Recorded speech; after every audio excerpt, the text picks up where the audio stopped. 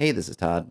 I had an opportunity to play a game last night that I guess is in the pre-Kickstarter phase. Wasn't planning to play it. I hadn't heard, I guess emails had gone out saying that this game would be there, but I hadn't gotten them. So I arrived at the adult gaming night at my local gaming store and saw that they had set up a game called Shasn. Shasn, I believe, is Hindi for politics. Someone can correct me if that's incorrect or if I'm missing some kind of nuance.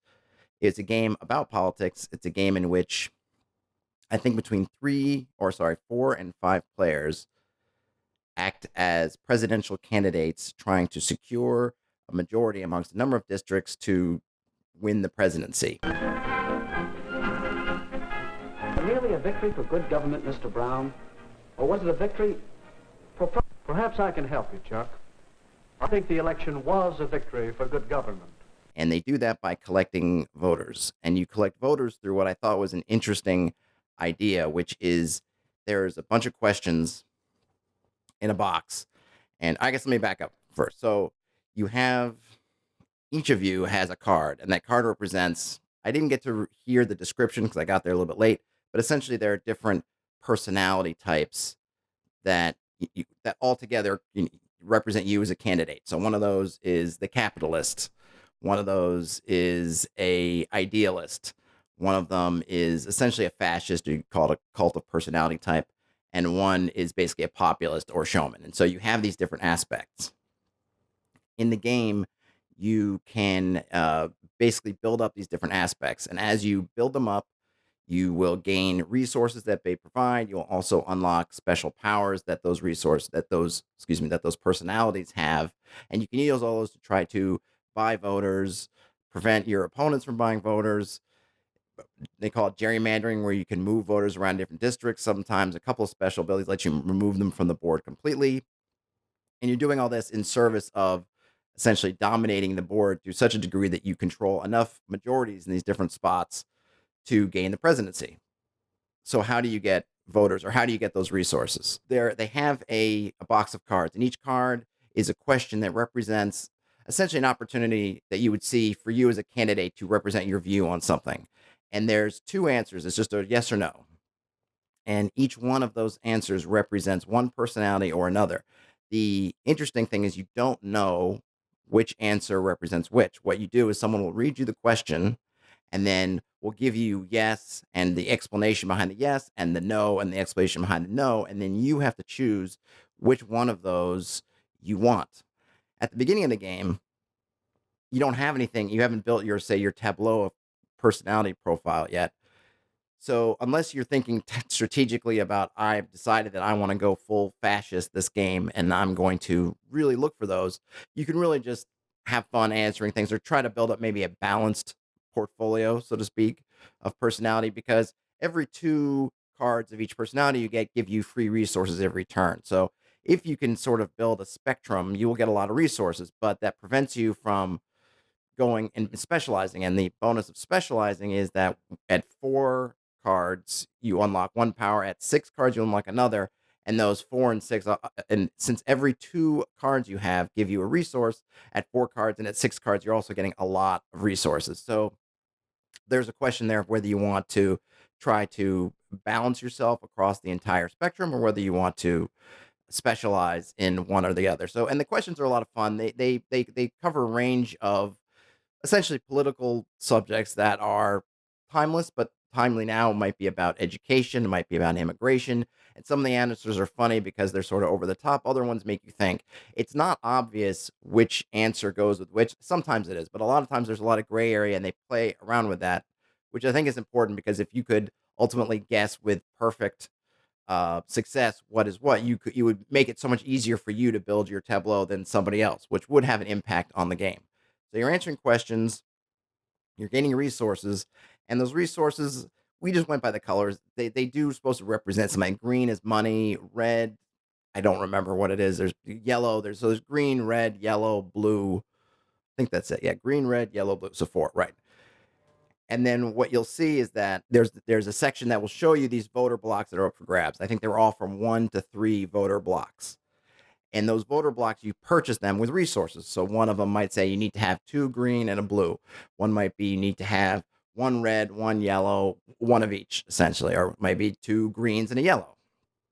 So you're trying to collect the resources to buy those cards, which then let you put voters down on this sort of abstract board of the district. They're all kind of connecting, and they tell you how many essentially voter pockets there are that you can fill that give you a majority. And once you have a majority, that unlocks a power called gerrymandering, which lets you move some pieces from some districts to others. The key thing is once you have a majority, your pieces become more or less protected. There are ways in the game to unprotect them, which we found out towards the end of our play. But for the most part, once you've locked in that majority, you're sort of safe, at least for part of the game.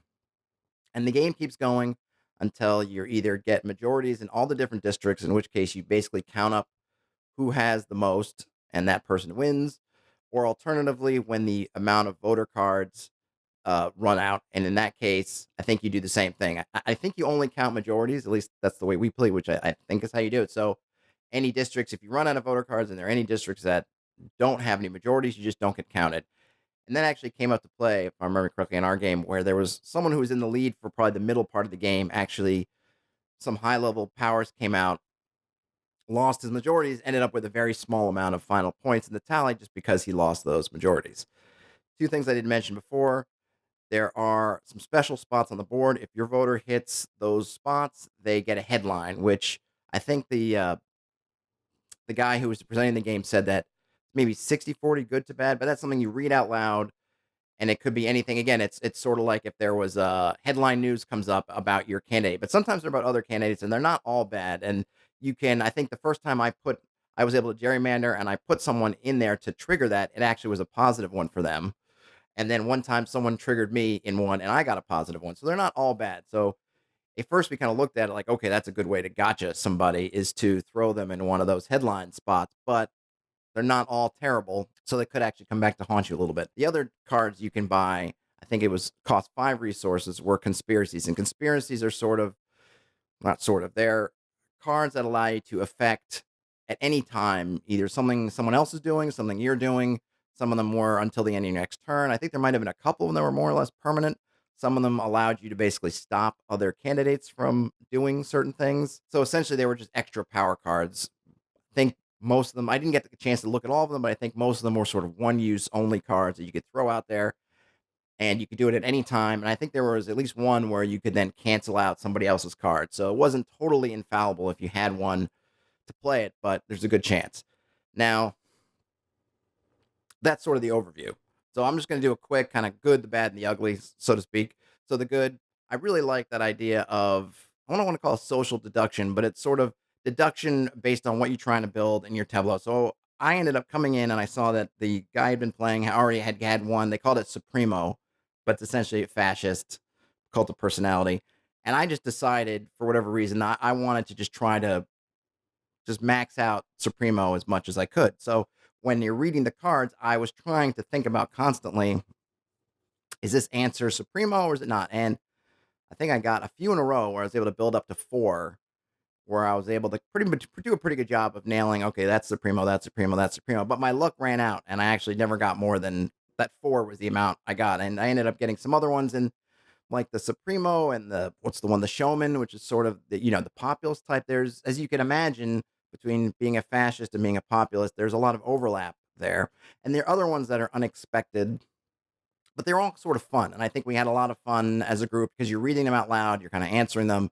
They tended to lean on humor as far as the answers, and you couldn't count on. So as you could tell from that tableau, there's no, this is, excuse me, this is liberal versus this is conservative, or this is Republican versus this is Democrat. Any of those labels can apply to basically any of those personality types. So you really have to think about and try to parse through not only what the answer to the question is, but how they answer it. And I think they made it probably deliberately a little bit vague, or that there was always sort of a multiple ways you could think about an answer, which I guess is important. Maybe if you played the game a lot, you would figure out all the answers and to which essentially personality factions they apply to. Just means that you can't be totally 100% sure of what each one is, which is good because again, you want to force that variability. You don't want someone to be able to just mark down each one. And of course, there are only 2 factions per card. So I'm trying to build up Supremo, but I may get a run of cards that feature two of the factions or two of these personality types that I'm not building. So maybe I get one that's either idealist or capitalist, or I get one that's showman versus capitalist, or I get one that's, a capitalist and showman. So you can't totally be sure that you're always going to get the card that you want. Now, there is that randomness there, but it's mitigated by the fact that there's really no wrong answer. You're going to get resources. You're going to get a card in your tableau no matter what you answer. There's no, oh, I screwed up and I don't get anything. So even if I get one wrong, I feel like, okay, well, I didn't get the Supremo maybe that I wanted, but I'm building up this other part that's going to help me.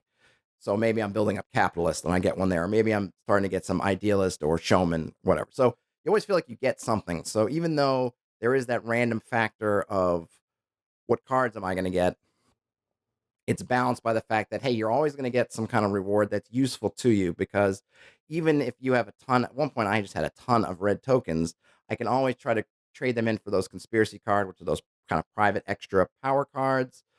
I think at one point we started trading back and forth, so that's also an option. There really are things you can do. You are limited into how many resources you can hold in your hand, so you want to be careful. Obviously, you want to maybe keep an eye out for later turns, keeping in mind that that row of voter cards is going to be changing. So on your turn, you see three voter cards. There's a good chance that we were playing with four people, that probably those cards aren't going to be there the next round. So you can't necessarily look at it and say, I want to spend 2 rounds building up towards this three voter block, because chances are probably over a round, people are going to try really hard to get that three voter block and it's going to be gone. But since there are different uses for the resources, I never felt like I was sitting on dead weight. There was always something I could do with the resources, which was good. It was interesting talking to the designer, because he mentioned that in India, when they were playing the game, because the game was at least originally developed in India, I think he said that it was connected to some documentary about politics in Delhi. And so and then this game was somehow connected with that. But again, I'm not exactly sure of the story, but it's something like there was definitely some relation to a political documentary in India, and they developed this game. He was saying that the Indian players tended to all kind of fight over the middle. Where your districts are on the board has some importance, because the gerrymandering lets you move pieces from one district to another, but they both have to border the district that you control. So you can't just take someone who's on one corner and move them all the way to the other corner. I actually had two corner districts, so I was on either side of the board. I had these corners, but I could only move on the ones next to me, which actually ended up being of limited value. There's a block in the middle of basically three districts, and those touch a lot of the other districts, which gives you a lot more flexibility when you're gerrymandering. So I could see that if you pick up on that and try to get in the middle really fast, and everybody else tries to get in the middle, that you can fight over it. In our game, we actually kind of all got our first district pretty much without any competition. I got this district in that corner. The other guy got the one next to me, and the other one got, and one guy ended up getting locked out of the early roll of districts. I think he was a little bit frustrated. People were kind of playing against him a little bit. It reminded me a bit of my experience playing Dominari a long time ago, which I talked about in another video, but he kind of got froze out at the beginning. But interesting is that, as a testament to the way the game is built, he ended up finishing second because he was able to build up and get a 6 power in capitalist, which was really strong, and nobody else got any other 6 powers.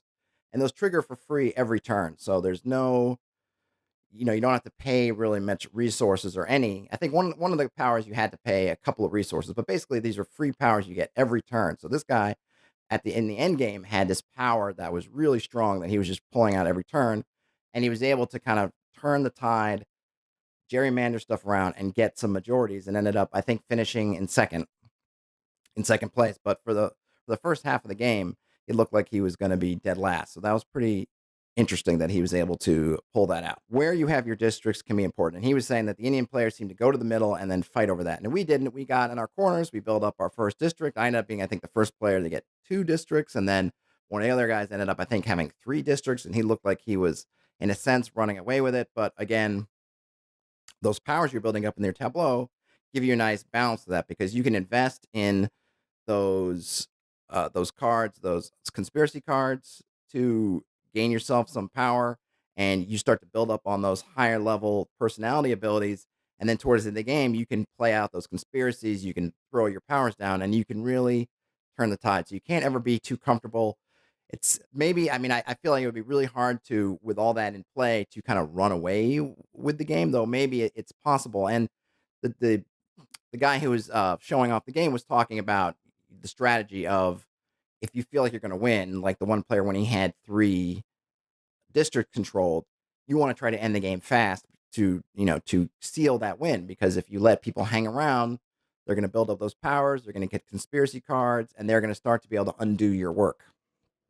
Now, with that in mind, it's not good or bad, but there is a lot of confrontation and take that, because you are constantly looking at not only how can you control the districts that you have or get control or retain control, but you're trying to peck away at other people's districts. So people are going to be constantly doing little things.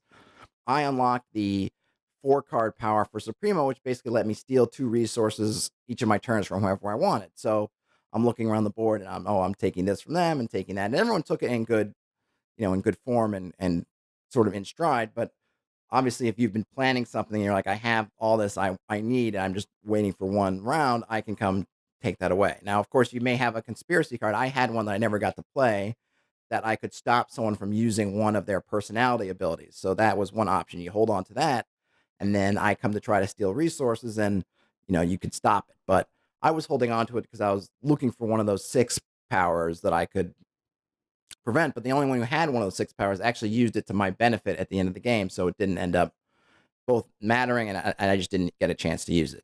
But there is a lot of that confrontation and a lot of that take that. So if it's something that you like, this is going to be right up your alley. If it's something that you don't want a lot of, then you can't really get around it in this game. I don't think there's any way to play this game nicely, because it is a winner take all. There really is only one victory condition, which is nailing all those majorities. And as the board starts to fill up, we were playing with 4, and I think I said before, it's 4 or 5, and definitely with 5, the board gets pretty tight. And with 4, towards the end of the game, it was tight. We were trying to figure out the 1 or 2 districts that were left that were still in play. There's going to be a lot of back and forth of everybody maneuvering around. And then if they can, using special abilities, using special powers to try to weaken you somewhere else, they will. So you're never really safe. You can't just think, okay, I have this corner and no one can take it away from me, because wham, its power comes out and suddenly that majority's been lost. And now you're trying to figure out, how do I recapture what I had? But I also was almost going to get that. So what do I do? Which is good. Keeps you interesting, keeps your mind going. But it can also be a little bit of, I think, starting to switch over, talking about bad, maybe, that the end of the game seemed like it could stretch out. We felt like it was getting a little bit long. We kind of rushed the end a little bit just because it was getting late and we were all, I think, getting tired. It can run long, and it can feel like there's a lot of just tit for tat. Oh, I'm going to take that resource. I take that resource back. Oh, I'm going to gerrymander you over here. Oh, I'm going to gerrymander you over there. And you don't necessarily feel like you're building that electorate board that you're building. It feels like it can be a lot of this, that, take away, give it, take away, give it. And the one gentleman who was, again, frozen out in the beginning of the game, there was definitely some frustration on his part. I think he felt like people were kind of gunning after him. But when you get these powers that are essentially the only purpose they have is to take that on other players, mostly like gerrymandering, you can do it on yourself, and it can be useful if you need to move one of your pieces from one district to another, which is very useful. But you don't get to do that much very often, and particularly at the first time you get a majority, you get this new power, you want to use it, and really at that point, there's not many other things to use it on, but just on other players. So you say, "Oh, I'm going to take you over here," and then of course you can feel attacked if that happens to you a couple of times. If somebody puts you on a headline spot or they play a conspiracy against you, you can kind of feel you're getting piled on a bit. And I think there is some of that, which happens in some games, where if you seem to be you're perceived as being in the lead, people can kind of pile on you. I felt, and I think this worked to my benefit. I ended up winning the game. I was the first player with 2 districts, and it looked like I was going to be the front. And I felt like people were all starting to eyeball about what they can do to me because I'm in front. But another player jumped ahead of me and got 3 districts, and the focus kind of went onto him, which sort of let me play in the background and be ignored to a little degree. And actually, the player who had gotten beat up on at the beginning of the game had been beaten up on by that player mostly. So when he got these big powers, he started using them, and he used them pretty much to hack away at that other player, which ended up giving me the opening to win. I think the player who was in last for most of the game could have won if he played things a little bit differently, but his eyes were red with his visions of blood, and so he went kind of maybe after that other player one step too far. And I looked at the board and realized, oh, I can gerrymander myself, get that last majority, and then I'll have just enough points to win, which I did. The take that is strong. The end game's maybe a little bit long at this point. It just feels like you could end up in a cycle where you want to finish the game, but then someone on their next turn is fairly easy to kind of unfinish the game, especially if everyone has those 4 and 6 powers out there because they are really strong. The one good thing they have is that those voter cards are a backstop. So you know that the game is going to end when you run out of voter cards. And that's pretty much how our game ended. We ran out of voter cards. We were running through the last turn, and it was on my or last round, and I was running through my last turn in that last round when I got the last majority, and we called it there and then tallied up the points, and I was in front. So you do have that backstop where you're definitely going to end at the end of the voter cards, but it feels like it could be a little too much of your just kind of back and forth thing, I think. But again, we were all inexperienced, first time playing. We hadn't gotten a hold of any strategies or any real ideas what we were doing. I think the game, there's not a ton of rules. The cards are pretty self-explanatory. We had a couple of questions, but they were fairly easy to answer. I think we found one typo, but I didn't find it was hard to do. Your actual turns are quite simple. You can do as many things as you have resources to, but those things are only really buy some cards, play conspiracies, maybe trade. So you don't have a lot of information overload. You don't have any information overload of I have about a million actions I can do. You really only have a choice of a few. You do a couple of those and then you go around. So each of your turns goes, I think, fairly quickly.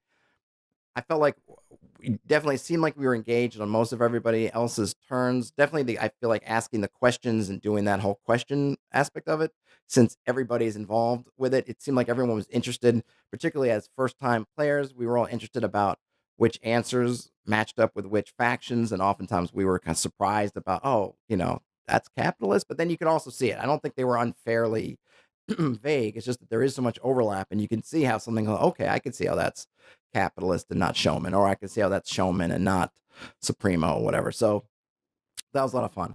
So the last thing, components. It's a beautiful game. The board has little recesses so you can put your pieces in it. You use little wooden, not really cubes, cylinders for these voter blocks. I like the art style for the different personality profiles. The box is very pretty. It's a bit of a big box, but it has a lot of components. There were little velveteen bags for all your bits, and a nice one of those magnetic closed little sort of cardstock boxes for putting the cards in, and an organizer for the bank for all the different bits. I don't know I don't know anything about the Kickstarter element of it. I got a little flyer that said, it's coming soon to Kickstarter. I asked the guy about the components and everything, if it was pretty much final, and he said, yeah, there might be tweaking here and there, but it seemed pretty final. So I don't know if this is going to go to retail after Kickstarter or what that deal is, or if this is just he was showing off some kind of deluxified special editions of the game. But if you were to see that game, whatever the Kickstarter of the game, it is a pretty game. I thought that the art style and everything was really nice. Like I said, it was easy to play. I had a good time playing it. I would play it again. It would be good to find out if there was some variants or anything, maybe for figuring out a way just to balance that end of the game a little bit more. Like I said, just because I felt like you could go back and forth a lot, but I did appreciate that backstop was there for the cards.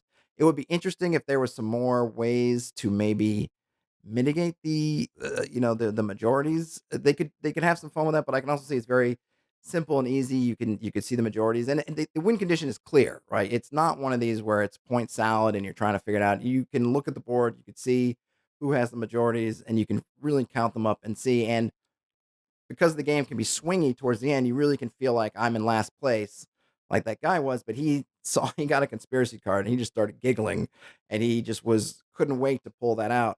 And he was able to just chain together this powerful conspiracy card, his power card, and he was really able to totally change the game outcome.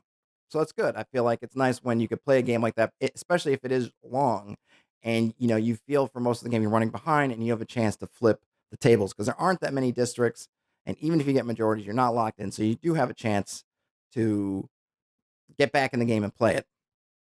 Anyway, that's Shasn. Played it last night. I enjoyed it. I will link. I think the show has a page up. Well, actually, I know it does because I logged my play on Board Game Geek, so I know it has a page there. I will link to that. I think it's also there on Facebook and Instagram and all that stuff. And I took some pictures which I've used in the video, but I will also put those separately if you're interested. I don't have any affiliation with it. I just happen to have taken my camera on a lark because I want to take better board game photos. So I thought, well, let me take my camera there. And I thought, like, wow, this is perfect timing. I bring my camera and there's something interesting and new to take pictures of. So I did that, played the game, wanted to talk about it. That's all I got. I will talk to you later.